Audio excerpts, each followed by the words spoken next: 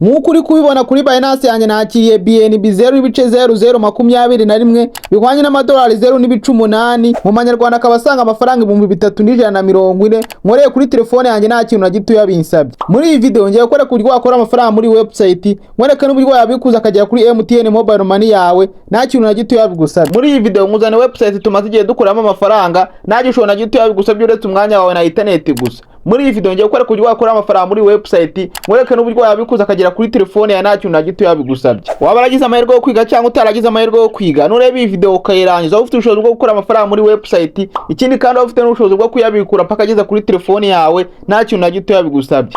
Tuzatinze mu bintu byinshi reka nkwereke uburyo tuyakoreramo. Ariko nyabura mbere kugira ngo dukomeze liking video ukore subscribe niba utarayikanda, niba ufite ikindi kibazo cy'inyunganizi bisiga munsi muri comment ndahita nkusubiza. Iyi video irimo ibyiciro bitatu. Icyiciro cya mbere ndakwereka uburyo wakwiyandikisha muri website ukorera telefone nta kintu na gito yabigusabye. Ako na agace ka mbere. Agace ka kabiri ndakwereka uburyo wakorera amafaranga muri website ukabasha kugira amafaranga menshi kandi ukoresha telefone ya nta kintu na gito yabigusabye. Icyo ni igice cya kabiri. Igice cya gatatu ndakwereka uburyo wayabikura muri website paka ageze kuri telefone yawe nta kintu na gito yabigusabye.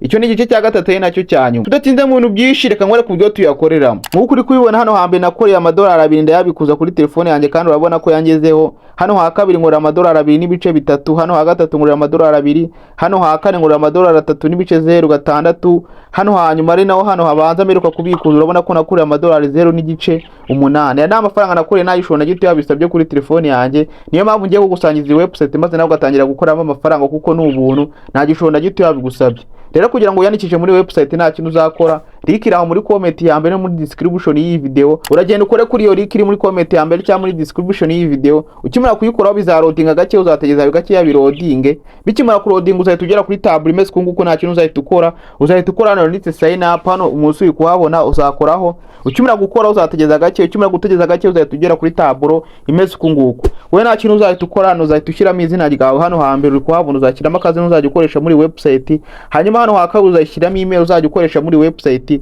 Hano ha gatatu uzashyiramo password yawe uzajya ukoresha muri website. Hanyuma hano ha kane nanone usubizemo ya password washyize hano hejuru. Hanyuma hano hari referral code, hano iyi referral code urayigumishamo kugira ngo ubashe kubona bonus bari buze kuguha muri website. Ukimara kubyuzuza nta cyo uzahita ukora ndetse sign up hano munsi uri kuhabona. Natwe reka tubyuzuze kugira ngo tubashe kugendana gatanu ku kandi ngore ku buryo bikorwa. Hano urashyiramo izina ryawe twebwe nk'urugero reka dufatire kuri Etienne. Ukimara kubyuzuzamo nguko urabona izina twarishyizemo, urabona na email twayishyizemo na password twayishyizemo. Mwibutsa hano kuri password ugomba gushyiramo password ikomeye, password igizwe n'amagambo, imibare yenda n'utumenyetso. Bibaye byiza wayikoresha. Ukimara kubyuzuza nguko nta kintu uzahita ukora. Kano kantu uzategeza gake akabanze kwivivura nguko nikamara kwivivura nguko nta kintu uzahita ukora. Uzahita ukora nanditse sign up hano munsi uri kuhabona. Ukimara gukora uzategeza gake wihanganye. Nguko uri kubona tukimara gutegeza urabona ko watubwiye ko izina ryacu ryakoreshejwe. Hano tugiye guhindura izina dushyiremo irindi zina nk'urugero reka dukire imibare ngahe. Yenda nk'urugero urabona ko izina twise turihindura nguko ukimara kurihindura nguko nawe nusanga ryarakoreshejwe nta kintu uzahita ukora nanone uzasikorenga gake uhita ukora nanditse sign up hano uri kuhabona. Ukimara gukora kuri sign up bizarodinga gake uzategeza gake wihanganye. Ukimara gukora kuri sign up uzahita ugera kuri tab imeze kunguko. Ukimara kugera kuri tab imeze kunguko nta kintu uzahita ukora kuri kano kantu ka notification kari hano hejuru mu nguni hano uri kuhabona uzakoraho. Ukimara gukora uzahita ukora nanditse verify hano uri kuhabona. Uzuba utari kubibona neza watuzominga telefone yawe bikabasha kuba byagaragara neza. Uzahita ukora kuri kano kantu ka verify uzagakoraho. Ukimara gukoraho uzategeza gake wihanganye. Ukimara gutegeza gake uzahita ubona email yawe nta kintu uzahita ukora nanditse verify email hano uzakoraho uri kuhabona uzakoraho. Ukimara gukoraho bizarodinga gake wihanganye. Bikimara kurodinga gake bazahita bohereza ka email kuri telefone yawe. Uzahita ujya muri application yawe ya email uyifungurire bakaboherejemo muri email yawe.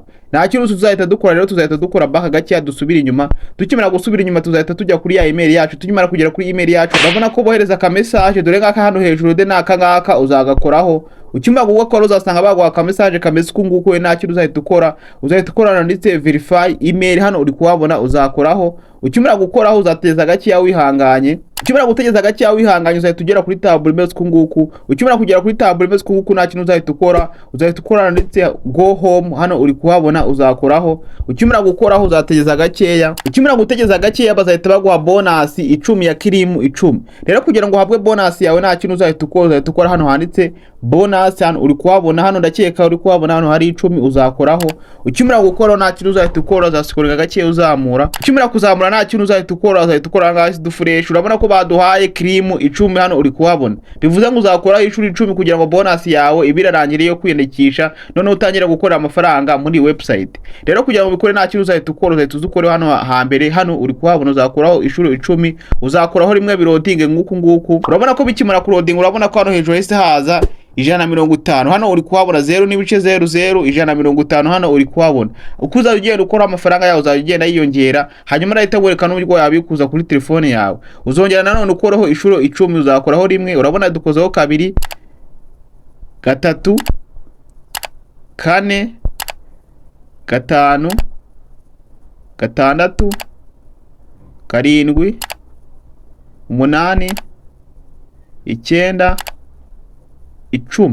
Ukimara gukora kirimu ishuri 10 nta kintu uzahita ukora. Ubu kirimu zawe uzaba uzirangije za bonus, uzaba uzimaze kuzigira, uzahita ubona amafaranga hano hejuru 1500. Ukimara kubisoza gukuye nta kintu uzahita ukora kuri hano hambere. Hano shidu fresh hano uri kuhabona. Ukimara gukora uzahita ugera kuri table ibanza nta kintu uzahita ukora, uzasikorera gakeya uzazamura gakeya witonze mwereke uburyo wakora amafaranga muri website. Ukimara kuzamuza uzahita ugera kuri table imeze kunguku. Iyo ukimara kwiyandikisha muri website usanga uri kuri level ya mbere ya stone, ariko uko ugenda ukora muri website ugenda uzamura level zawe ukaba wabasha kugera kuri level ya nyuma y'ingi ya master, ukaba wabasha gukiriminga buri saha, ukaba wabasha gukiriminga 0.06 buri saha. Rero uburyo bwo gukorera amafaranga muri website ni uburyo bubiri. Uburyo bwa mbere bwo gukora amafaranga muri website ni ugutumira abantu runaka. Ushobora kuba uri mu magroupe ya WhatsApp, kuri Facebook, Instagram cyangwa hane hanare hose ushaka. Ushobora rero gukopiya karikika hanyuma ukajya ugenda ugahereza abantu, hanyuma umuntu akanyura akiyandikisha ugahabwa bonus y'amafaranga ukaba wayabikuza kuri telefone yawe. Ubwo no uburyo bwa mbere. Uburyo bwa kabiri ari nabwo dukorera amafaranga menshi ni ugukora kirimu buri saha. Nkuko uri kubibona twiyandikishije muri website urabona tugeze kuri table imeze kunguku. Urabona no turi kuri level ya mbere. Hanyuma kugenda ukora muri website ugenda uzamura level niko amafaranga winjiza agenda azamuka. Rero kugira ngo ukore amafaranga muri website kano kantu urategeza kakabanza kakarodinga. Kano uri kukabona, kano kantu ndakeka uri kukabona. Gusa kano kantu gashobora kurodinga nikivivure nguku. Iyo kativivure nguku ntago wabasha gukora kirimu ngo bikunde. Rero iyo kaza kwivizengurutsa nguku nta kintu uhita ukora kuri kano kantu shideho dufureshi. Kano kantu ukimara gukora hano ushobora guhitamo aho ushaka. Urugero twebwe reka dufatira hanga. Ukimara gufatira hanga nta kintu uzahita ukora kuri kano kantu kaje hangaha. Ukimara gukora uzategeza gake ya birodinga. Hano bazaguhitishamo akantu kagaragaye ishuro nyeya. Nk'urugero twebwe urabona ko akangaga kagaragaye ishuro nyeya uzagakoraho nguku. Ukimara gugakoraho nguku kazahita kivivura nguku nurangiza uhita ukorana ndetse kirimu. Hano munsi uri kuhabona kano kantu ushyizeho dufureshi. Kano kantu uzagakoraho. Kano kantu ugakoraho rimwe mu minota 30. Iminota 30 irangiye uraza ugakoraho nanone. Iminota 30 yarangira ukaza ugakoraho nanone. Ubwo amafaranga aba yandika hano hejuru. Hano hejuru amafaranga agenda yandika. Nibwo ndibuze kwita ngwere kuburyo yabikuza kuri telefone yawe. Rero bino bintu urabikora wageza minimum withdraw ukahita ubikuza kuri telefone yawe nta kintu na gito yabigusabye. Urabona ko ari ibintu byiza cyane. Muri website dukoramo coin bita BNB. Ubu kano kanya tuvugana BNB imwe ihagaze agaciro k'amadolari 852. Ubwo amafaranga yashyize mu manyarwanda ari amafaranga asaga miliyoni 400 n'ibihumbi 86 n'amafaranga makeya arenga. Urumva amafaranga n'amafaranga menshi cyane. Niyo mpamvu iyo website ugomba kuyikoreramo amafaranga ukayibyaza umusaruro. Rero gukorera amafaranga muri website uhita ukorana ndetse kirimu hano nabikubwiye ukoraho. Gusa iyo ukimara kwiyandikisha hano baguha bonus bagukubira 2 mu masaha 28. Niyo mpamvu amasaha 28 ugomba kuyakoresha ukora amafaranga muri website. Hano hantu rero ukoraho. Ukimara gukoraho birarodinga gake. Bikimara kurodinga gake urabona ko bise bitangira kubara bihereye kuri 59. Rero amasegonda atangira kubara yimanura nguku iyo bigeze kuri 0. Nanone uraza ugahita ukora kuri kirimu bikahita bigenda uko nguko. Buri saha ukaza ugakora kirimu hanyuma ugafata amafaranga hano hejuru akagenda yiyongera. Nugeza minimum withdraw nahita ngwereka n'uburyo wahita uyibikuzaho. Muri aka kangiye kwerekana n'uburyo wabikuza amafaranga muri website. Mureke n'ahantu wakora referral link uzajya utanga abantu bakayinyuraho biyandikisha. Rero kugira ngo ubibone nta kintu uzahita ukora kuri kano kantu kari hano hejuru mu nguni, kano kantu tuno turongo dutatu turi hano hejuru mu nguni uzakoraho. Ukimara gukora nta kintu uzahita ukora hano kidufresh hano uri kuhabona uzakoraho. Ukimara gukora uzateza gake ya birodinga, bikimara kurodinga uzahita ugera kuri table imeze kunguku. We nta kintu uzahita uzahita copy kano ka referral code kawe, kano kantu uzagakoraho nguku. Ukimara gukora uzascrollinga nguku nurangiza uhita ukora kuri copy nguku. Kano kari kumaze gukopya ubu ni referral yawe murazajya yinyuraho, uzajya ubona bonus uzagiza iyandika hanga, hanyuma ubashe kuba wayibikuza kuri telefone yawe. Ubwo mweretse uburyo wakopya link muri website. Rero kubikuza amafaranga muri website ngiye kujya muri account neza nkoreramo amafaranga, hanyuma ngore ku buryo wabikuza akakugera kuri telefone yawe nta kintu na gito yabigusabye. Nkuko uri kubibona maze kugera muri website yanjye, maze igiye nkoreramo amafaranga nubwo naribanje kubereka uburyo wakiyandikisha muri website. Nkuko uri kubibona hano hejuru kuri balance yanjye mfiteho 0.00 ngiye gukora ku buryo wabikuza amafaranga akakugera kuri telefone yawe. Rero kugira ngo bikore nta kintu uzahita ukora, ariko mbere kugira ngo wereke uburyo wabikuza amafaranga kuri telefone yawe, reka mbanze nkwereke revo ngezeho kuri website. Rero kugira ngo birebe nta kintu uzahita ukora, uzazikora gake uzamura nguku.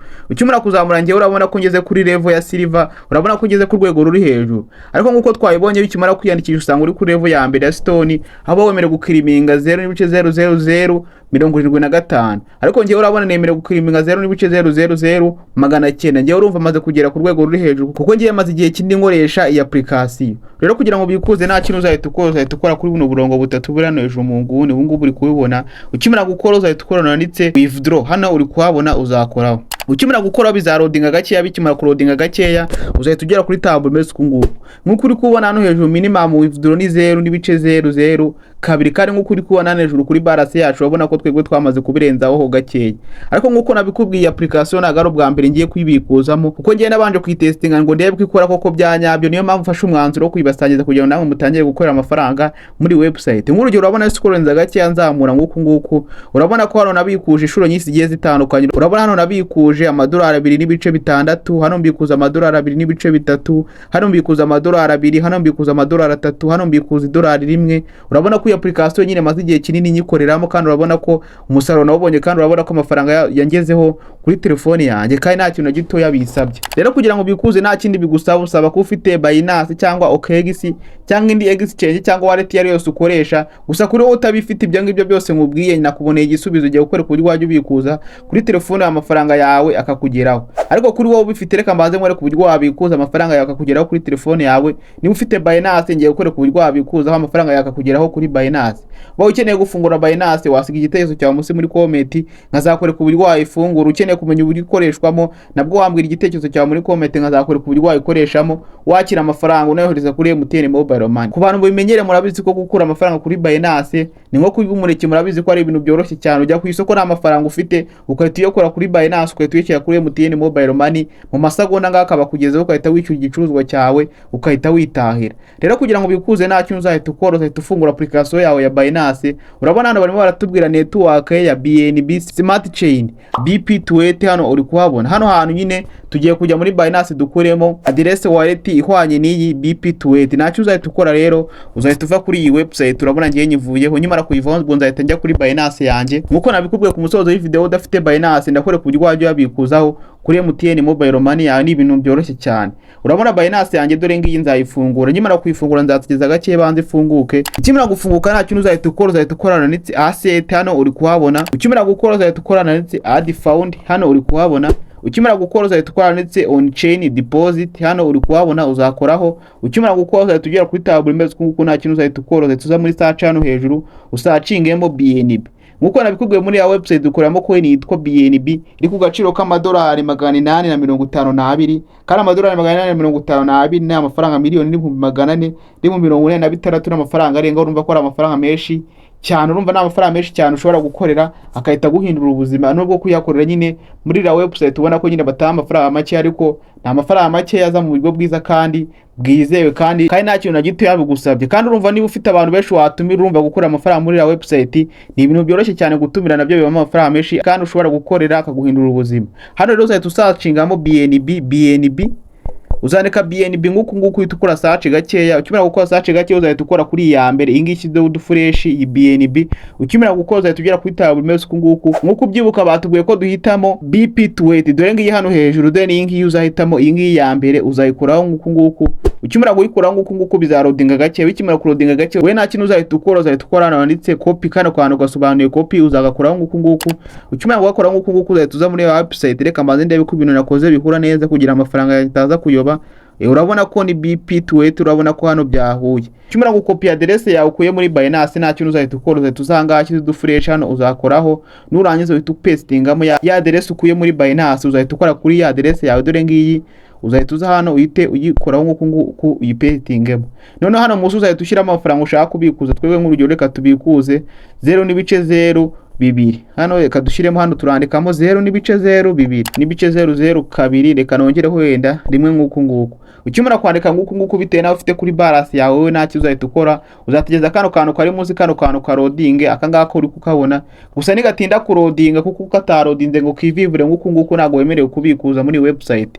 Nikatarodinga nta kintu uzahita ukora, uzahita ukora aho nguko. Ushobora kuba wahitamo hano ha mbere cyangwa hano ha kabiri, hano nyine ukareba nyine ahantu hakoroheye bitewe n'ibyo ari byo byose ushaka. Ariko twebwe reka dufatire ahantu kuko nubundi kamaze kwivivura nguko. Gakimera kwivivura nguko kandi wanditseho amafaranga yawe ukabona ko ari ibintu bihura neza na address yawe wayishyizemo nguko nta kintu uzahita ukora, uzahita ukora nanditse withdraw. Hano uri kuhabona uzakora hano hejuru uzakoraho. Ukimara gukora bizarodinga gakeya. Bikimara kurodinga gake uzahita ubona ka message kari hano hejuru, kano kantu uri kukabona. Ukimara kukabona ka message hano hejuru nta kintu uzahita ukora, uzahita ujya muri email yawe, bazahita boherezaho akari uzahita ugenda ugakore kugira ngo withdraw yawe bemere ko ari wowe ubikuje byanya byatari umuntu winjiye muri website yawe akaba agiye kukwibira amafaranga. Rero kugira ngo tubikore nta kintu tuzahita dukora, tuzahita tuza dufungure Gmail yacu. Tukimara kuhagera tuzasanga kariki kameze nguko, nta kintu tuzahita dukora, tuzahita tugakoraho nguko. Tukimara kugakoraho nguko tuzasanga baduha kariki kameze nguko, nta kintu tuzahita dukora, tuzahita dukora ndetse continue withdraw. Hano uri kuhabona uzakoraho. Ukimara gukora uzateza gake ya loading. Bikimara kuloading uzahita ugera kuri tab imeze nguko. Ukimara kugera kuri tab imeze nguko nta kintu uzahita ukora, uzahita ukora hano handitse go home. Hano uri kuhabona uzakoraho.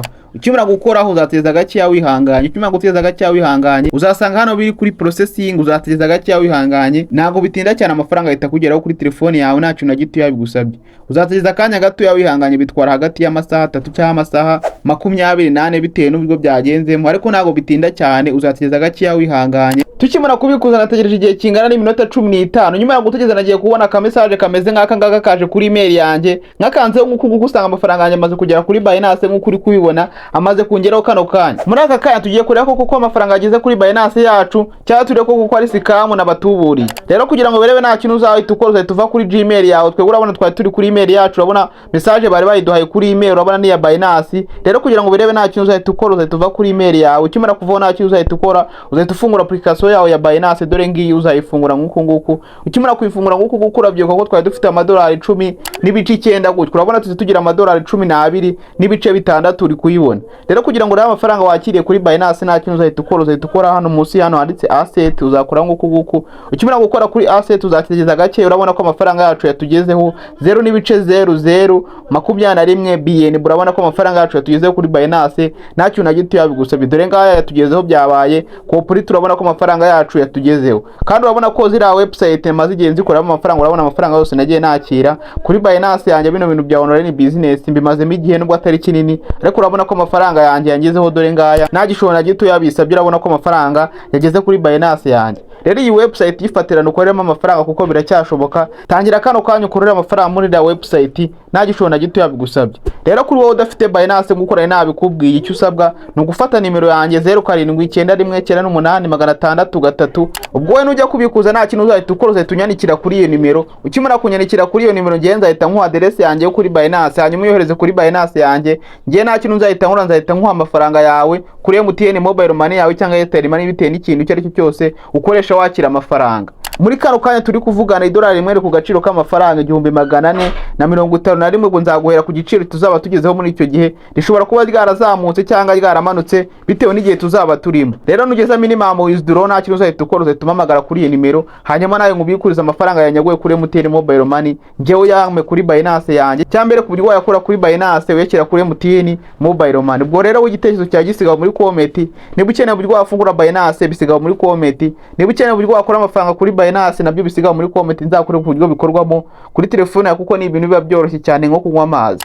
rero n'uburyo wakura amafaranga muri website. Urabona ko ari website nziza kandi urabona ko yizewe. Amafaranga ndayakoreye ndayabikuje, urabona ko ngezeho kuri Binance yanjye nta gishoro na gito yabisabye. Sawa rero mu gihe ibihe byiza rero n'uburyo wakura amafaranga muri website. Urabona ko ari ibintu byoroshye cyane. Niba iyi video yagufashije bimbwira muri comment. Gusa nawe niba iyi website wari usanzwe uyikoramo amafaranga nta kindi nagusaba bimbwira muri comment kugira ngo tubashe kumenyana. Ciao mugire ibihe byiza, ndabakunda cyane. Dusubire muri video ikurikira iyi ngiyi, nzasubiza ikibazo zabambajije munsi muri comment. Ciao.